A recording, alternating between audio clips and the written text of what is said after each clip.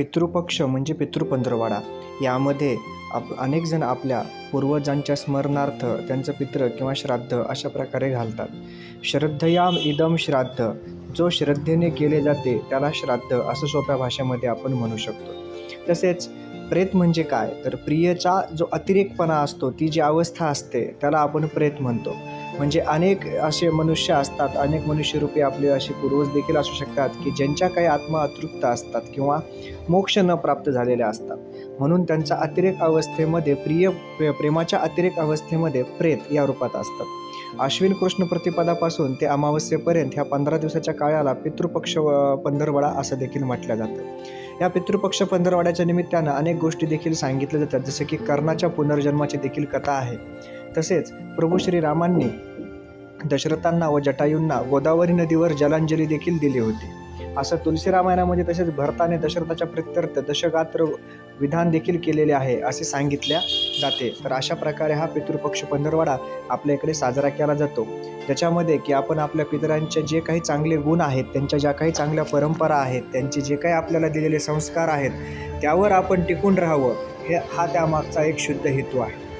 भारतामध्येच नाही तर अनेक देशांमध्ये वेगवेगळ्या महिन्यांमध्ये वर्षाच्या वेगवेगळ्या काळामध्ये आपल्या पितरांच्या स्मरणार्थ, आपल्या नातेवाईकांच्या स्मरणार्थ ज्यांचा मृत्यू झाला आहे त्यांच्या पश्चात विविध प्रकारचे सण किंवा उत्सव त्यांचा आदर म्हणून किंवा त्यांची आठवण म्हणून देखील साजरे केले जातात. मत्स्य पुराणामध्ये 3 प्रकारचे श्राद्ध सांगितले आहेत. नित्य श्राद्ध म्हणजे जे नित्यनियमाने केल्या जातं, आणि दुसरा प्रकारचं श्राद्ध म्हणजे नैमित्तिक श्राद्ध, म्हणजे एका विशिष्ट निमित्तिक स्थितीला ते श्राद्ध केले जातं, काहीतरी निमित्त असेल तरच ते श्राद्ध केलं जातं. आणि तिसऱ्या प्रकारचं श्राद्ध म्हणजे काम्य श्राद्ध, काही कामनापूर्तीसाठी एखाद्या प्रकारचं आपल्या पूर्वजांचं आपण जे श्राद्ध करतो त्याला काम्य श्राद्ध म्हणतात. त्याप्रमाणे श्राद्धाचे अनेक इतर देखील प्रकार आहेत. त्यामध्ये वृद्धी श्राद्धामध्ये जेव्हा एखादा पुत्राचा जन्म होतो किंवा वास्तुप्रवेश होतो, विवाह होतो, अशा मंगलमय प्रसंगी हे वृद्धी झाली आपल्या आयुष्यामध्ये म्हणून आपल्या पितरांच्या स्मरणार्थ हे वृद्धी श्राद्ध घातलं जातं. तसेच पार्णव श्राद्ध देखील असतं, म्हणजे हे पर्वाशी संबंधित आहे, जसे की पितृपक्ष पंधरवडा, अमावस्या पर्व या तिथीला हे श्राद्ध घातलं जातं. संपीडन श्राद्ध देखील आहे. याचा अर्थ असा की पिंडांना मिळणारे हे श्राद्ध असतात. पितरांना नेण्याची जी प्रक्रिया असते तिला संपीडन म्हणतात, आणि प्रेत पिंडांना पितृपिंडांमध्ये समाविष्ट करण्याच्या प्रक्रियेला संपीडन देखील म्हटलं जातं. तेव्हा हे संपीडन श्राद्ध घातलं जातं. गोष्टी श्राद्ध म्हणजे जेव्हा एखाद्या सामूहिकरित्या आपण हे श्राद्ध केलं जातं तेव्हा त्याला गोष्टी श्राद्ध म्हणतात. याच प्रकारे यात्रा श्राद्ध, कर्माग श्राद्ध, शुद्ध श्राद्ध, पुष्य श्राद्ध असे अनेक प्रकारचे श्राद्ध आपल्याला पाहायला मिळतात.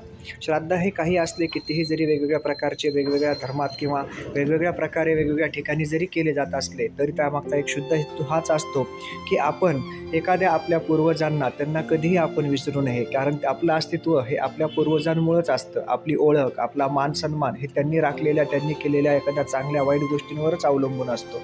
त्यामुळंच आपण त्या गोष्टींचा विसर पडू नये, आपल्याला आपल्या संस्कृतीचा, धर्माचा विसर पडू नये, आणि कायमस्वरूपी आपण आपल्या पूर्वजांच्या स्मरणार्थ राहावं, जेणेकरून त्यांनी दिलेले संस्कार हे आपण वरच्यावर वृत्तिंगत करत जाऊ, आणि त्यांची आठवण, त्यांनी आपल्यासोबत घातलेले दिवस, आपल्याला दिलेले संस्कार हे आपण कायमस्वरूपी जपत जाऊ, हा त्यामागचा शुद्ध हेतू असावा.